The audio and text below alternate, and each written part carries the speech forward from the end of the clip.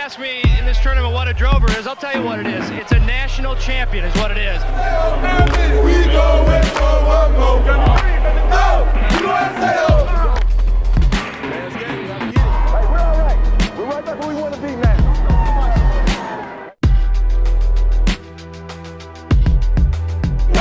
USAO! We go in for one more. USAO! USAO! We go in for one more. On this court, back in the year 2000, a story began to unfold. A story that would end as one of college basketball's most inspiring tales of redemption.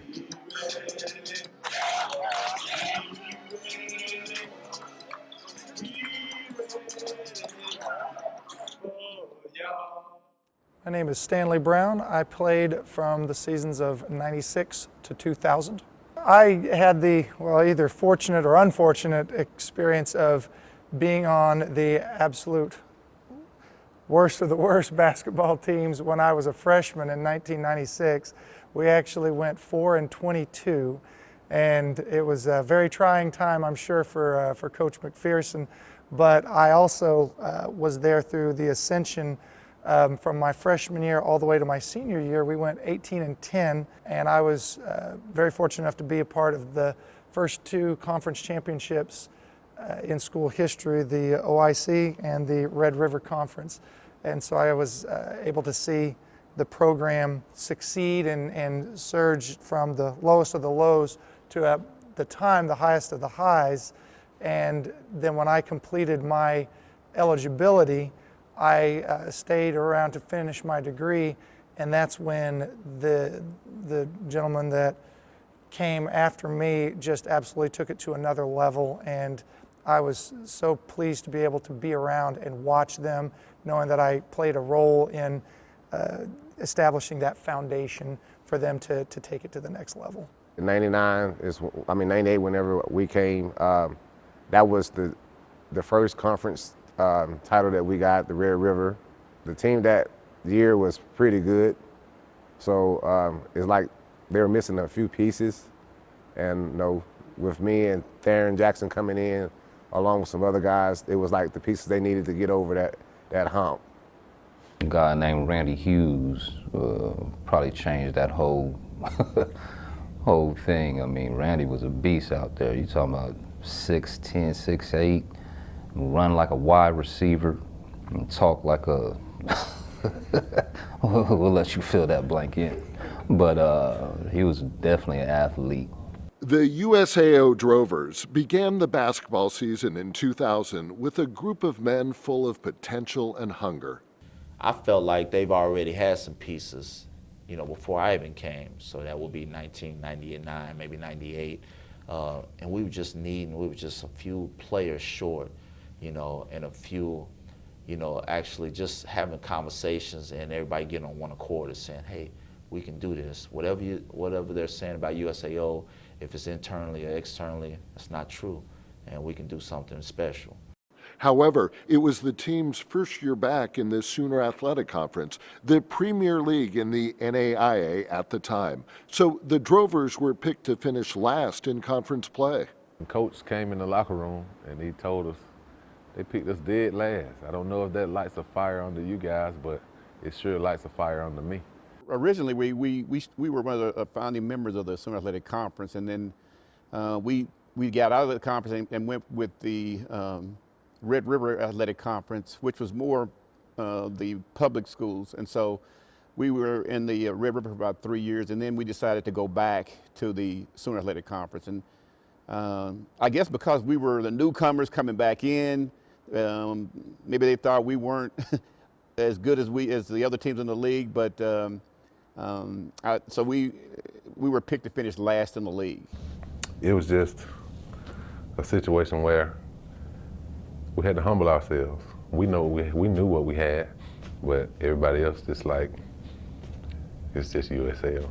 So like I said, we played with a chip on our shoulder, and we had to prove, our worthiness in the Sooner Athletic Conference. We were 6-0 first semester that year, and then we ended up playing Cameron and lost a tough game to them, and you would have thought we had already lost the national championship. We were so devastated. That loss, I mean, it just I don't know why it hurt us so bad, but it did. It was just one loss.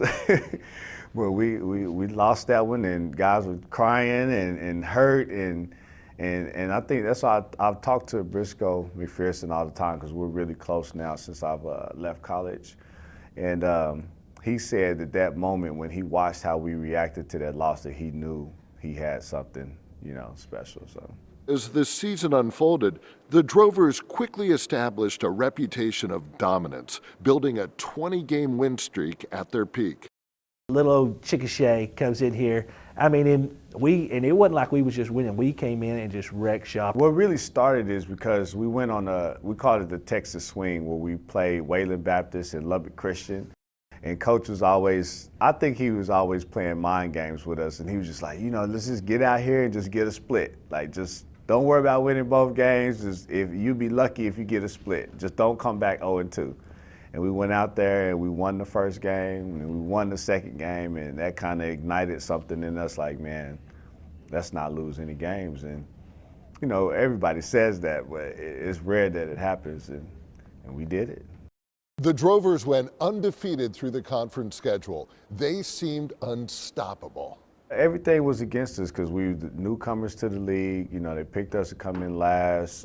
We had new pieces that we had to implement, lost some pretty talented seniors the year before. I was still fighting for a position on the team. I felt like I was new because, I got limited minutes as a freshman. I came in spring of 2001, I believe, 2001, spring 2001, January.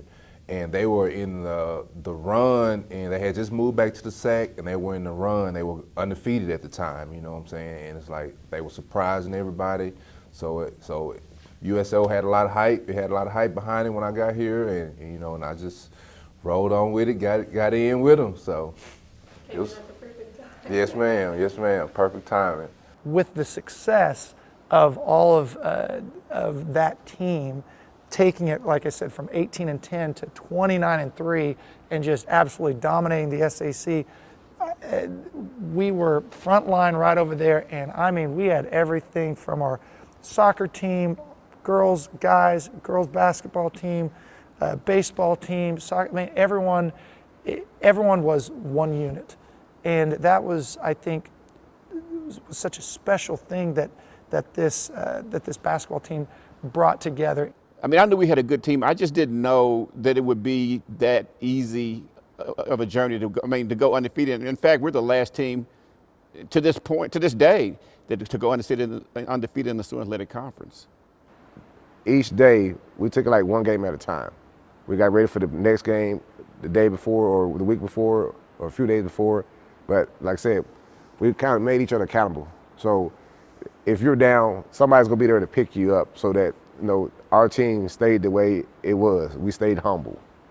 And just having even more talented guys come in and push you to be better, it was great, man. It was great proving people wrong.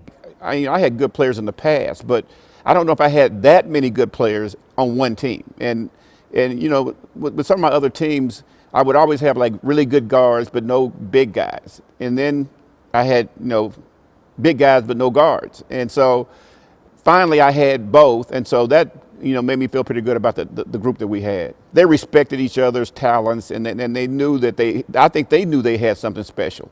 And so they all kind of bought into, just being a team. And I think that was the key to the success that we had, that they all were great players, but they respected each other's ability. More pieces came, so it got better. The team got better. Again, we're always competitive. We push each other to be better than the next person. So it was always that camaraderie that we had. Everybody looked the same.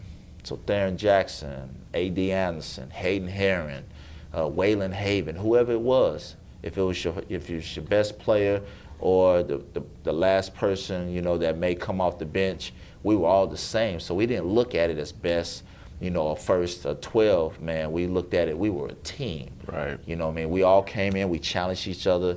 We held each other accountable. You're not gonna come in, half doing anything. We were going to come in, we were going to work. We only had an hour and a half or 2 hours to do it. You come in here, you're going to give 100%. If not, we're going to call you out on it. We tried to make sure we all did what we were supposed to do. We all had roles on the team. You know, there was not one person above another person.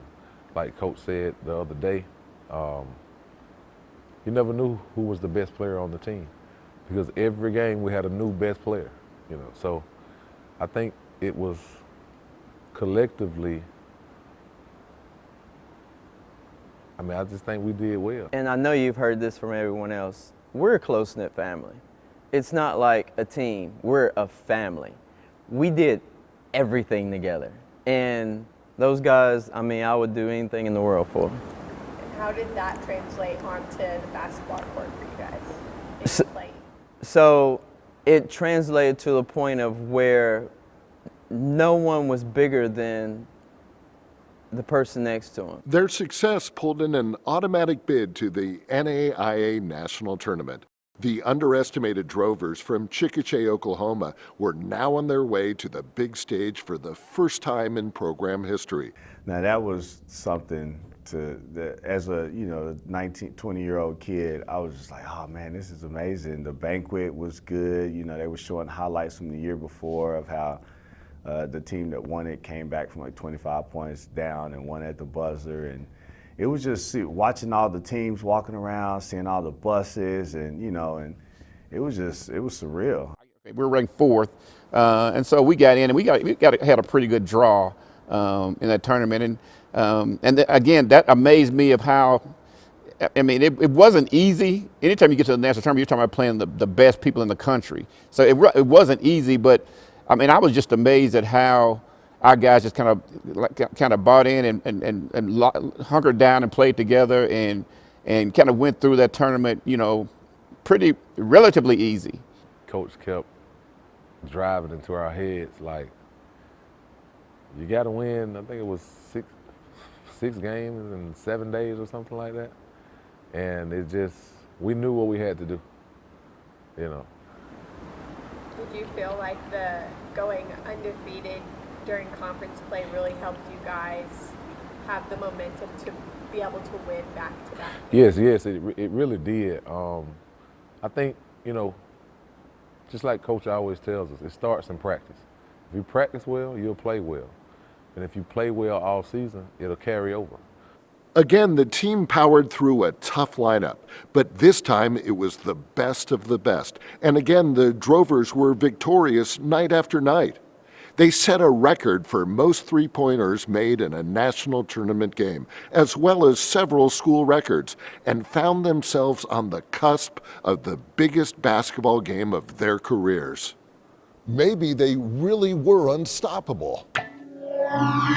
All you gotta do is win 5 games to win a championship. One game at a time, one game every day or every other day.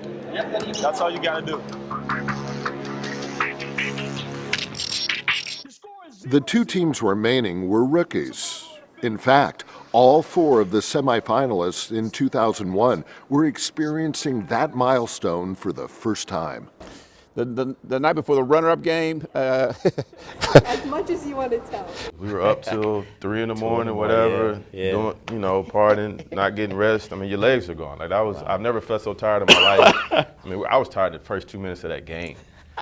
Oh, the final game. I've erased that game out of my memory.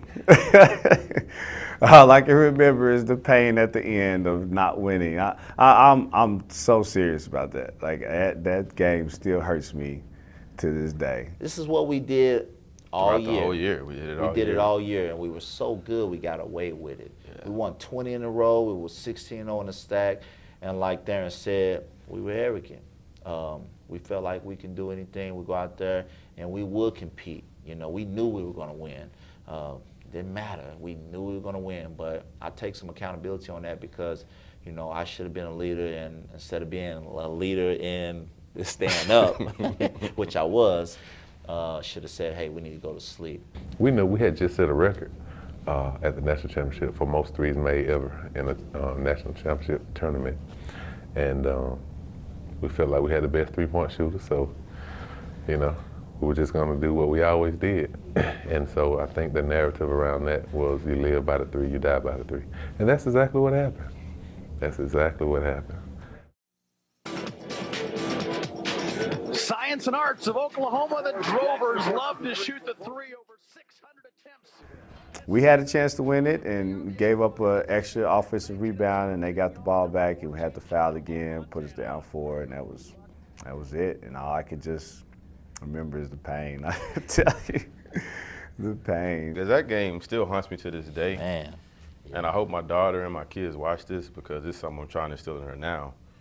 Again, pain of discipline or the pain of regret. At that particular time, that's the first time we went to the tournament. Not only the first time in history USAO went to the tournament, but the first time also that we played in the national championship game.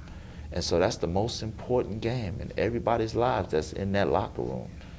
And to be able to perform and know that we're not performing, not even 50%, in my opinion, to where we should have been, that's definitely frustrating. It was probably, I would say probably the best team USAO had as a whole. You know, we just lost to the championship, you know. We were hurt on the way back, you know, so that's a drive maybe 2 hours, I believe, from Tulsa to Chickasha.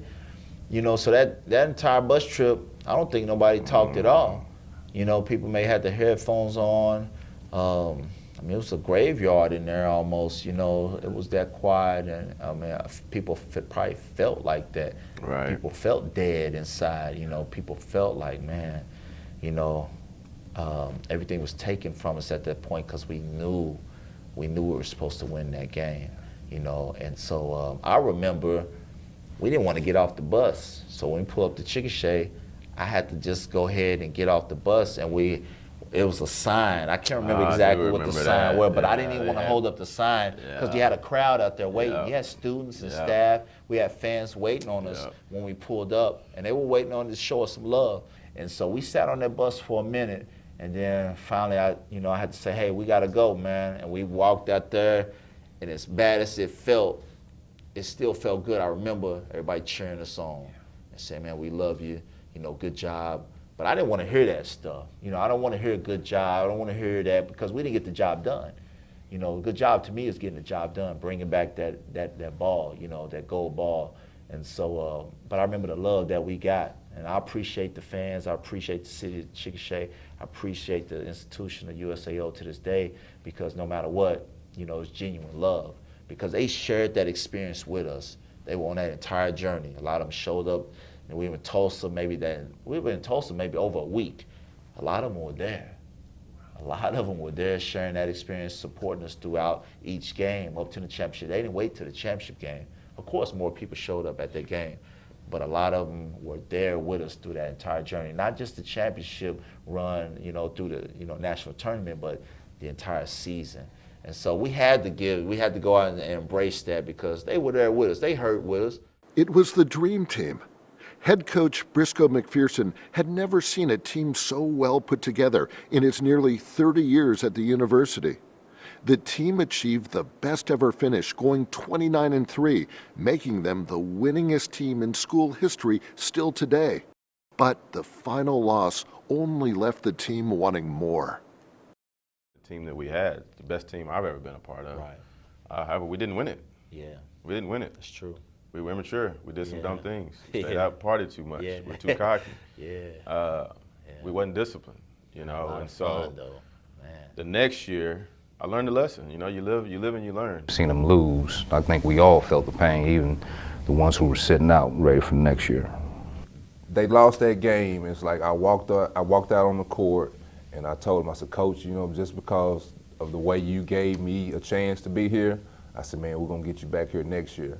You know, he looked at me because, you know, making it to national title, you know, that's his first time, you know what I'm saying? And, you know, he looked at me, you know how you get that eye, you know, he looked at me and he like, you know, I hear you, you know. With the adrenaline worn off and the disappointment lingering, the Drovers began their next season. There were whispers that their national championship appearance was just a fluke, a stroke of luck for the small Oklahoman college. But the team knew differently. I mean, it was heartbreaking, you know, like I said, coming in and we were getting better. Like I said, the pieces was coming together, so losing that game by a few points was devastating.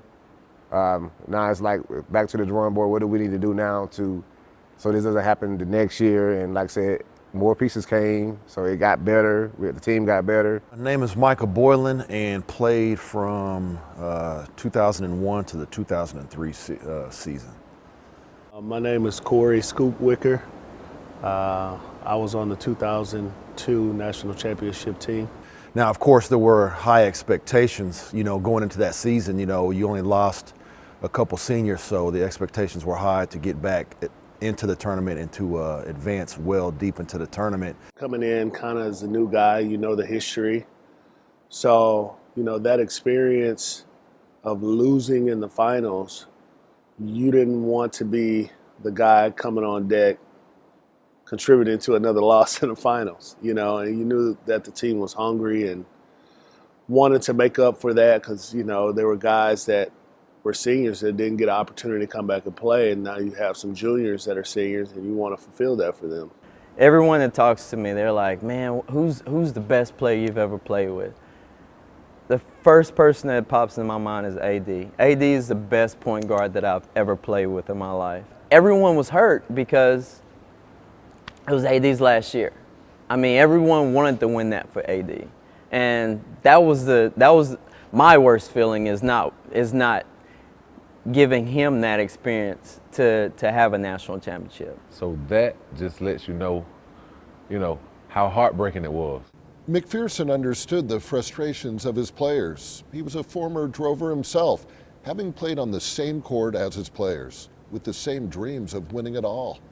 Briscoe was the type of coach, he was like, man, if you are the type of player that you say you are, then put the work in and show me. He didn't make us do this and make us do that. He was like, just show me, So that summer, after I sobbed for about a month, I, picked myself up and cut my hair off because I had a little mini fro then. I was like, let me get rid of it. I just basically shedded everything from that last game and just got back to work. I knew Briscoe ahead of time because, of course, being right down the street playing at Cameron, we also were playing USAO both my freshman and my sophomore year. So he really embraced me and my brother when we first came in, and I never forget what I told him when he finally asked if we would come to the school, and we agreed. I shook his hand and I said, congratulations, you just won yourself a national championship. And then we started thinking about the people who was not coming back on that team and the ones that was coming in, and we was like, man, we're gonna be pretty good again, It was a unique feeling to start that next season up because we knew that no one could beat us. No one could even step to us in the game, on this court. And then you guys face OBU in the season, and they show that you can be beaten. Oh, it was terrible. It was a terrible game. The most memorable moment is probably wasn't the best moment of the team. It's like when we played OBU in Shawnee and they beat us by 40. I remember Briscoe, he was so mad. He was like, this is embarrassing, guys. 40 points, and we were ranked in the top 15 at the time. I don't remember exactly what it was, but I can remember. It was the next couple of practices, probably the next couple of weeks was just crazy. Briscoe just in our ear, Metcalf, just working on going back to the basics. After that game, it's like we as players, looked at ourselves and like, look, man, coaches, they just call it plays. Like, we got a ball, So, and that's what we did after that, man. We rolled on. I just think internally as a team where we're trying to do a little bit too much individually until it got to a breaking point where we're like, look, we're losing more games than probably we should be losing.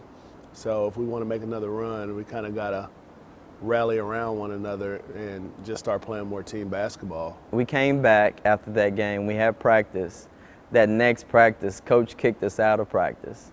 He was like, I'm done with y'all. Y'all not working hard. Y'all not doing this. He said, y'all going to have 2 more games in this season and it's going to be over. He's like, if y'all want it to be over, it's going to be over. He said, y'all can go to the tournament, conference tournament, lose, then go to the national tournament, lose, then you can go home.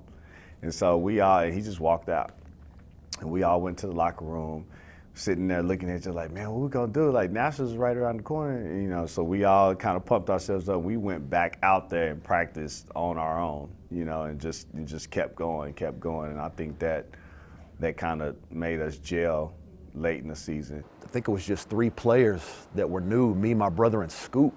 Everybody else had been there, so it wasn't a cohesion thing as far as us gelling and having the right chemistry, because they had already been here. I just think it was probably not conducting ourselves accordingly, maybe off the court, getting a little bit more rest, maybe spending a little bit more time in the gym or in the weight room, doing those things to make ourselves better. But probably I would say the most thing would be our off the court activities, probably not being conducive to having the right chemistry early on in the season. You know, we thought we should have done better during the regular season, and you know, because of that, and we went in unseeded, and so now we got, you know, we kind of dug ourselves a hole, and we've got to now try to fight our way through this to try to make it, you know, make it to the championship game again. And so those guys understood that once they got there, they understood like that, you know, we had a few missteps during the regular season, but now we're here, and now we can still accomplish our goal. After the lackluster season, the Drovers were where they wanted to be, but had a steep uphill battle. USAO was unranked and picked to finish last in the national tournament. You know, once we got that bid and we actually got there, it was like, we're here. Let's take care of business.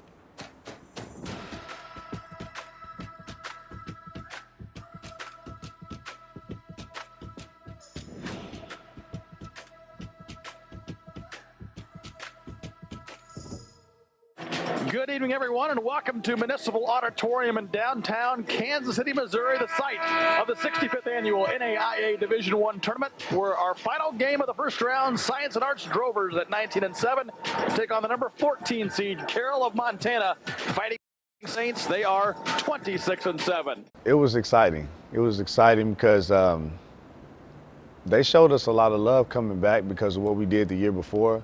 But we still had to watch the guys who beat us the year before walk around with their rings on. And we said, well, we want that. Science and Arts out of Chickasha, Oklahoma, a team that was the runner-up last year in the NAIA tournament. Lob it down low to the big guy, and he puts it home. Nice seal up in the low blocks by Richard Zaborski. Micah Boland to the rack, uncontested, and he scores. Last year lost in the first round to a Sooner Conference team. That one is just totally erased by Randy Hughes. Now at the offensive end, Randy is going to be fouled and going to shoot some free throws here. And this is a big-time block by Randy Hughes, the defensive player of the year in his conference. Gets it with his armpit this time. Hughes is up so high. He does a good job of really keeping the ball in bounds, as he could have probably swatted it into the fourth row. 42.4 to go here in your ball game. Later to get the final spot in the Sweet 16 here in the men's NAIA Division I basketball tournament. They would play Biola, winner of this ball game. Friday night. Bond takes it inside, and it blocked. Boy, Randy Hughes, the defensive player of the year in the conference, has 85 blocks and got a piece of that one. Long faces on the Carroll College benches. They're going to wrap up their season 26-8. Mason's 3-0. That's going to do it here as Hughes takes the half-court shot and nearly got it. Briscoe McPherson and Science and Arts out of Chickasha, Oklahoma. Back to the Sweet 16 for a second straight year as they pick up their 20th win of the season. And they will play number 3 seed Biola. Or all the games that when we showed up, we never thought we were going to lose. You know what I mean? Some people go in like, man, we're playing this team this week. I mean, we could have been playing the LA Lakers. We're like, we're about to go win. Welcome back to Municipal Auditorium in downtown Kansas City as tonight Metro Sports presents second round coverage, the 2002 Men's NAIA Division I National Tournament. Time for the late show as the 3 seed Biola takes on Science and Arts out of Oklahoma. Well, Doug, we've seen the 1 seed go down. We've seen the 2 seed lose. Will the 3 go down? Biola here tonight. Well, they're a very good three-point shooting team at 41%, but Science and Arts play some great defense and can also shoot well from the floor and the outside as well. Well, this is the late show. It's been a day of upsets. I don't know, Doug. A 3 seed got to be a little worried here after what they've seen, happen earlier in this day. Well, I wouldn't think that they're thinking about it, but you never know. I think that they're probably so focused on this game that it's difficult for them to realize who else has gone down. So you got to look at Science and Arts. They have to be primed for this game right now, as they were last night with the good victory. Athletic. Nate Strong puts it on the floor. The pull up from 14 off the front lip. Randy Hughes, another rebound for the Drovers. Quickly up that court with Corey Wicker. Little stop and go. The lead for Theron Jackson. 2 for 2. Only this one's going to be a 2-point shot. He has 5 early points, and a quick timeout taken by Dave Holmquist and Biola, as USAO off to a flying start. Brian Hills, the fade. Oh, and he got it, and he's fouled. Count the bucket, and a chance at the old-fashioned 3-point play for 6'5" sophomore. Guy that hadn't been on the hardwood that much. Mike Williamson from deep. So Biola will throw in from the baseline. Shot clock off. 8.3 in your first half. And the 3 seed down by a half dozen here. Weekly going to fire a deep 3. A little short. Brian Hills, another offensive rebound. No, and we've reached halftime. Well, the 1 seed's been beaten today. The 2 seed Union is out. The 3 seed trailing at halftime. 41-35 to unseeded Science and Arts out of Oklahoma.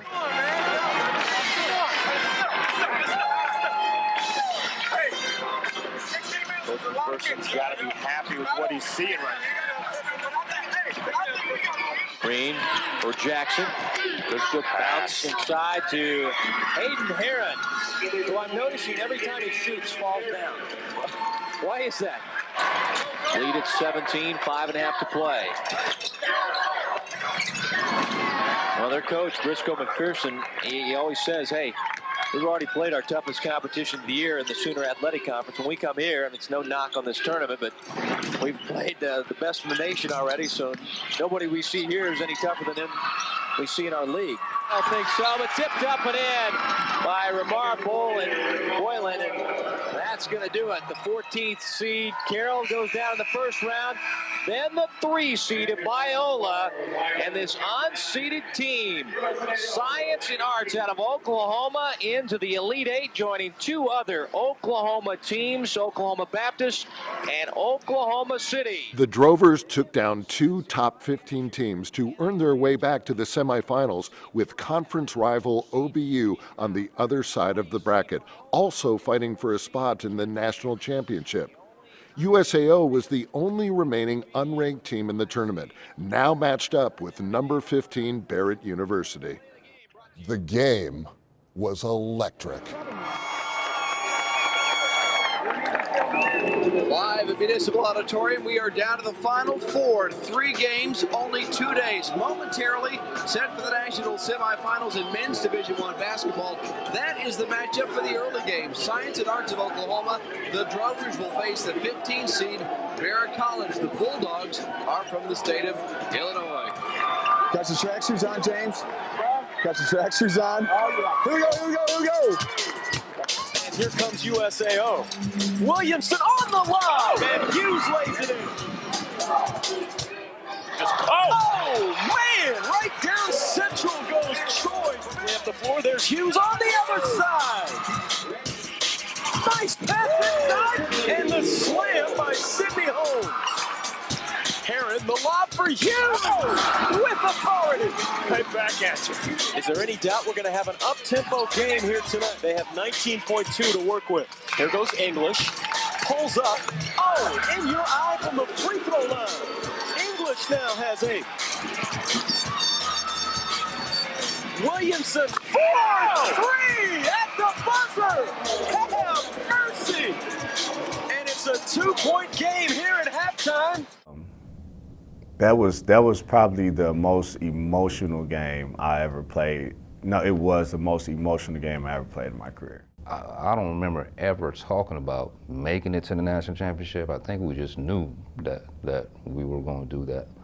Now, when we got there, that's when the pain hit, and everybody was like, "I'm not losing it this year." Little Michael Williams. They don't want to run, and they can't hold us 1-on-1. Let's take it to them. Come on, man. This is our championship. I'm not losing it again. Let's go. Lead is 5. From outside, the shot going down for Wicker. There's Hughes on his take. Dinner is served. Down the lane, the skip shot is good. Are you kidding me? As he was tackled. Farrow with 16, and they stole it on the pin. Got it. No! Come on with that over in the corner out of English. Here's Tim Smith inside, and that was rejected in there. Look at Hughes run like a deer. Williamson, and dinner is served. And the first lead of the game for USAO. From deep, Wicker, that's a dagger. Farrow, off to Holmes, taking Hughes right to the glass and scoring. A 1-point game, USAO on top. They were ahead by 6, it seems like, what was that, a heartbeat ago? The loss to Hughes! That's too easy in a situation like this. Oh, no. He holds it. Williamson breaks free from the back. That's a foul. That's a foul right there.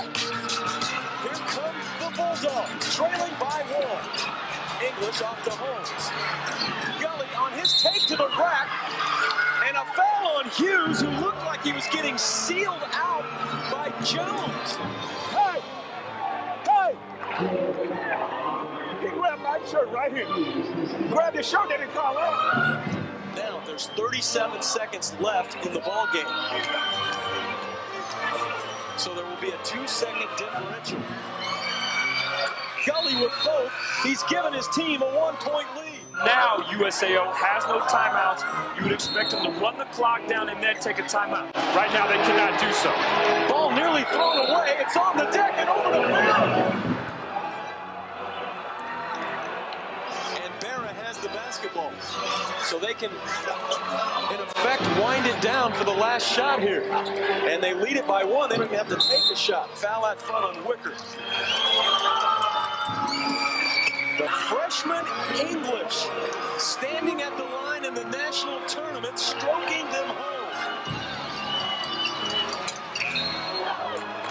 3-point game. How about those nerves of steel? A 3-point ball game with 30.7 left. Jackson, the long jumper, Heron. And that's a 3 for Heron, and he's tied the game at 98. Good solid defense. Keep your man in front of you and do not foul unless it's an easy layup. Farrow dumps it off in the corner. Gerke for 3, and we will go to overtime in the semifinals.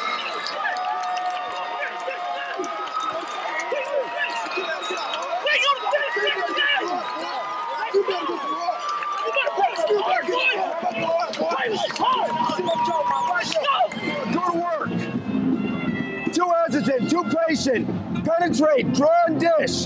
Too much playing around with it. Hey, we're all right. We're right back where we want to be now. Hey, we're fresher than they are. We're fresher than they are. We're ready to go. We're ready to go. All right, come on. Score! Take them to the rack. Organize chaos. Go to work. Let's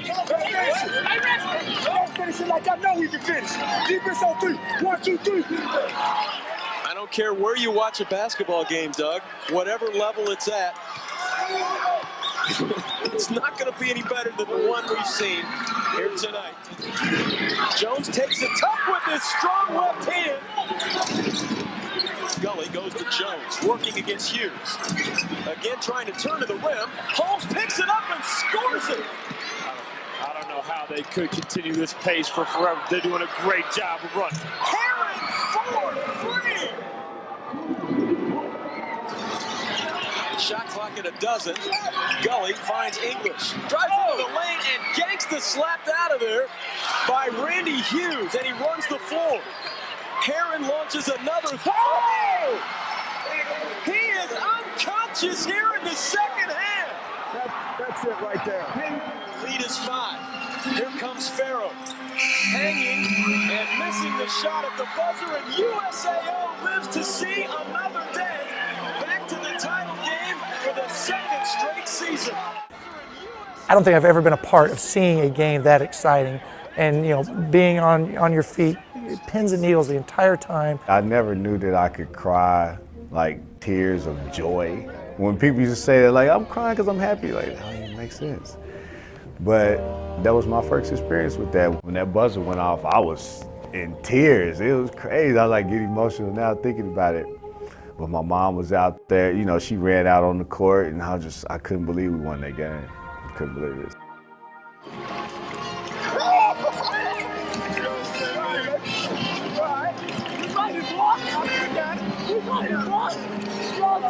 We're back, baby! We're back!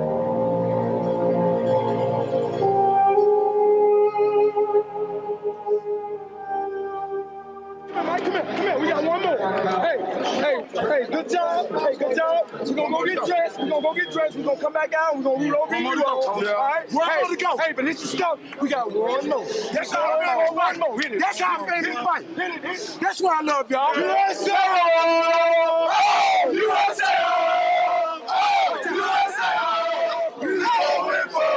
It was just a will to win from the players. I mean, they really felt like, you know, like they could win the tournament, and the will that they played with in that game.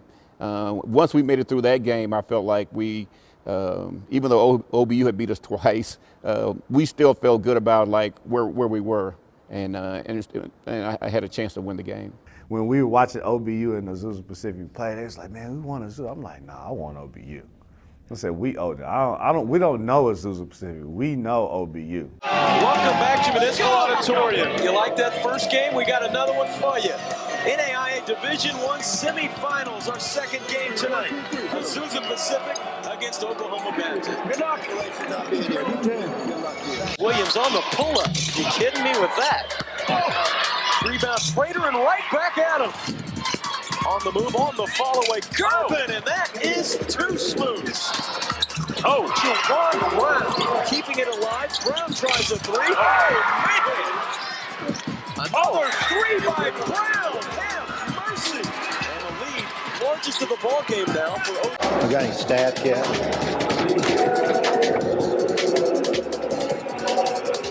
I'm just sitting here thinking about tomorrow's game. I mean, sitting here watching this game, but it's not really on my mind. On the wing by Brown. And dinner is served. Here's Tolan for three. And Tolan buries the three, his first of tonight.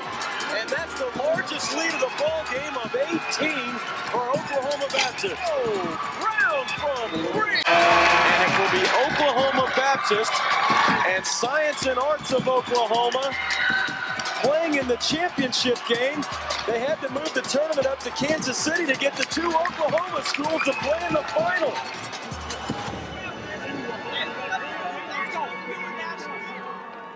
When we beat Barrett and we knew that we was playing Oklahoma Baptist, we knew we was gonna win that thing. I wasn't excited about it, but I think our players were very happy to play OBU again. I mean, you're right. Once they smacked us, I think they beat us by 40 points. And so when we saw we were going to play OBU again, I mean, our players were ecstatic. We just wanted another shot at those guys. We felt that we didn't play as well as we needed to in the previous season games, and we just wanted some redemption, and no better way to get it than, you know, beating a team that embarrassed us earlier in the season. Once I found out we played OBU, there was no doubt in my mind that we were going to win a national championship. I'm not even going to lie to you. I was smiling. I was happy. I can't explain it, but I knew we were going to win. Yeah. Going to that national championship, that was the only team we wanted to play, and well, we got them. Welcome to Municipal Auditorium in Kansas City as tonight Metro Sports proudly presents the 2002 NAIA Division I Men's Basketball National Title Game. Each day there would be somebody loading their bus up going home. And I would get up and look out my window, and you see people loading their bus up to go home. And it got to be the first day was a bunch gone, then the second day was, and then the third day I looked out and there was like less and less buses out there. And I'm like, you know, and then the last day, where it really got to me was the last day. The last day I looked out my window and was 2 buses out there. It was USAO's bus and OBU's bus. And I can tell you guys, I started to cry. I mean, I started to cry when I saw like we're like there's only 2 buses left out here and we're one of them. And so that really, I mean, that really got to me. I mean, I cried in my room. I mean, to see that we have been able to accomplish that. That was one of the greatest moments of my life. This certainly is a game of familiarity, Doug. Oklahoma Baptist and USAO out of the Sooner Athletic Conference. They know each other very well. Obi who?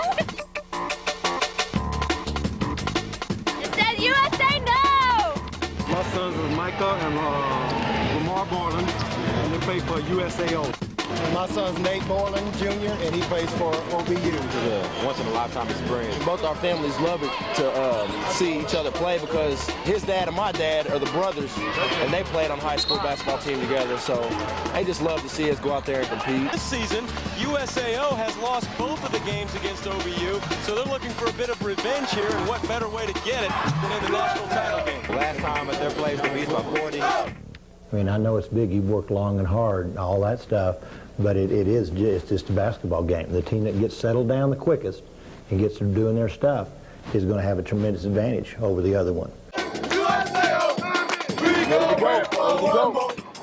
Last game, got to get it. Championship. Missed opportunity last year. Won't be this year, though. You know, I'm not, everybody that knows me, I'm not the most outspoken person. I'm more than likely going to be quiet until I really have something to say. Yeah. But I made sure I spoke up that day, the day before the championship game in 2002.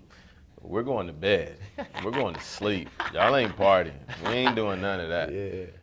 I think them guys the year before, I don't want to tattletale on nobody, but they were in the pool a little bit too much the night before. Being there the year before, it was an experience. We did not take it all in. We didn't do what we needed to do to prepare before games. What we experienced in basketball, like you said, from the humility piece of it, from losing the year before, that was a humbling experience for all of us. To now going and saying, hey, we're going to do something different. We're going to grow, we progress. The seasons didn't look the same, so it wasn't as flamboyant or as extravagant as what we did, and we made history both years. But what they were wiser. That next year was a lot more preparation. I think that was the first year Coach put a curfew on us. Like, all right, guys, we're having a curfew this year because you all were staying up way too late those nights before games. So people talking about fatigue factors, all that. None of that is coming into play. Hey, this is the last game of the season for both teams. It's the last game of the season for both teams. I don't expect anybody to talk about fatigue when you're talking about the last game for a national championship. You know, fatigue is not going to play a factor. Mental preparation, however, will.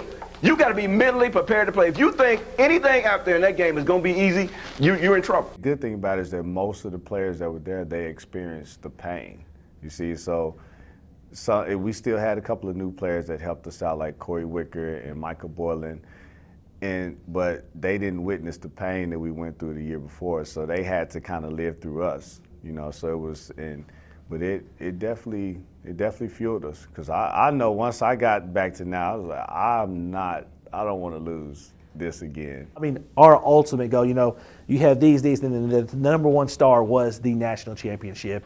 We should have won it last year. We're going to win it this year. So that, it just made us all feel like we were on a mission. And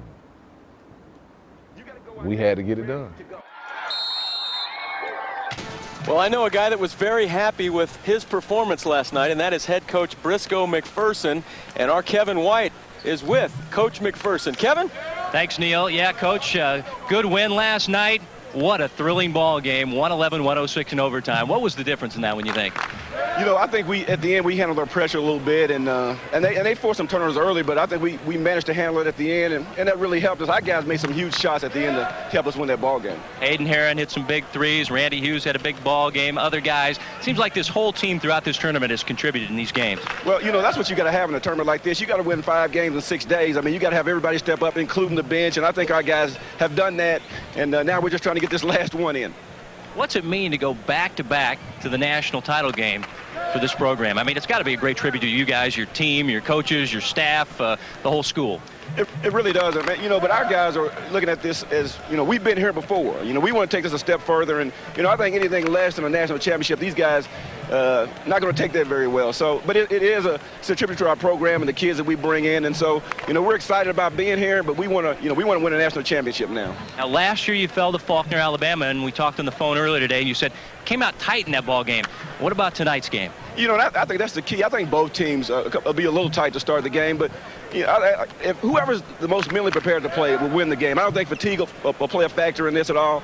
I just think if you're ready to play, whoever's mentally ready to play, then will probably win the ball game. Here we go for the national championship in the NAIA Division I tournament. Stolen out front by Herron on the deck ahead of the pack. The streak huge, and we are off to a start with a bang. Herron for 3, and he picks up where he left off last night. On the wing, Herron, not again. They come ready, and we haven't.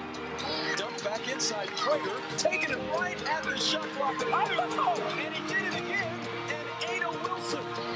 The other way, and laid in for Herron. Now it's early in the game.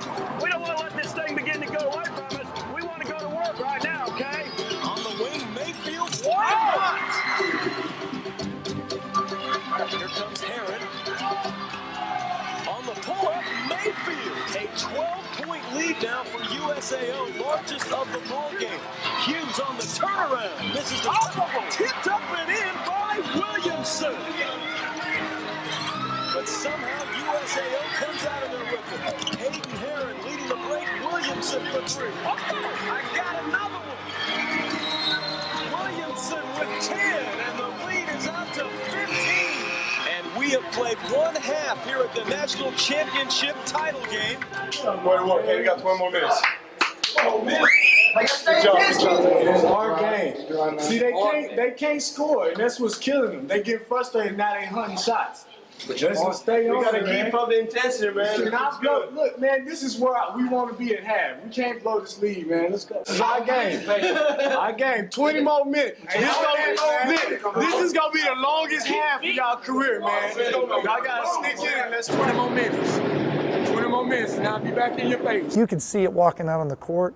In their eyes, that game was not going to be lost. That they were there for that championship, and they were taking it. Second half, USAO leading by 15 over Oklahoma Baptist in the championship game. Williamson right out of the gate with a deep dagger. Hayden Herron for 3, and it breaks. Coming out of there, USAO with another steal. The lead back to 19. Hughes gets his own. Out to Williamson. Inside, he finds Saporski. Are you kidding? Man, this team has come out and just played a fantastic basketball game so far. The Drovers, coached by Briscoe McPherson, the head coach. On all cylinders. Doug, it's hard to beat a team 3 times a good team in a season, and that's what OBU is trying to do here tonight. Hayden Herron, 4-3. They're starting to celebrate right now in Chickasha, Oklahoma. Just a little party going on.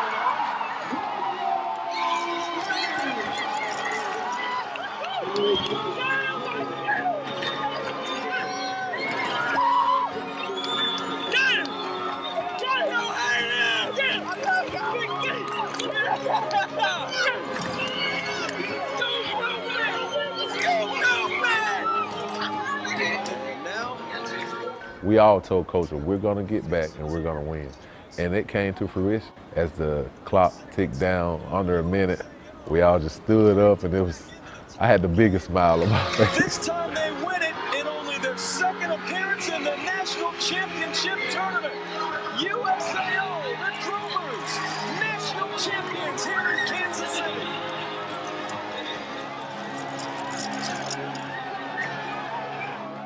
When that final buzzer went off, the emotions for me came back, and it almost was almost like there was closure for me.